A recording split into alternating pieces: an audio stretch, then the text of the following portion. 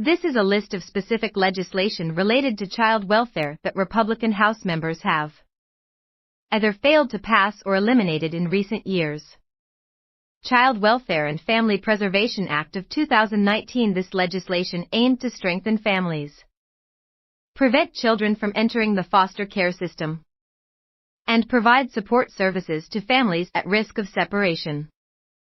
It would have allocated funding for programs such as parenting education, mental health services, and substance abuse treatment. However, this bill was not passed by the Republican-controlled House due to concerns about government intervention in family matters and potential cost implications. Child Abuse Prevention and Treatment Act CAPTA reauthorization. Republican House members attempted to eliminate key provisions of the CAPTA, which provides federal funding for child abuse prevention programs, intervention services, and child advocacy centers. Critics argued that removing these provisions would weaken protections for abused and neglected children, making it harder for them to receive necessary services and support.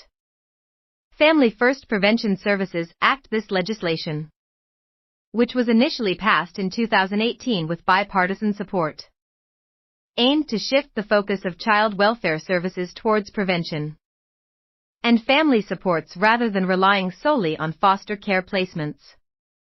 However, since its passage, Republican House members have attempted to weaken some of its key provisions, such as funding for prevention services and restrictions on group home placements for children in foster care. Social Services Block Grant (SSBG). In recent years, Republican House members have proposed cutting or eliminating funding for the SSBG, which provides flexible funding to states for a variety of social services, including child welfare.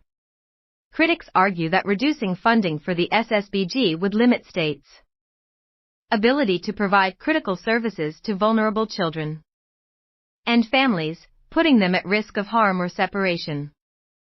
Overall, the failure to pass or efforts to eliminate these pieces of legislation have had significant implications for child welfare policies and programs in the United States.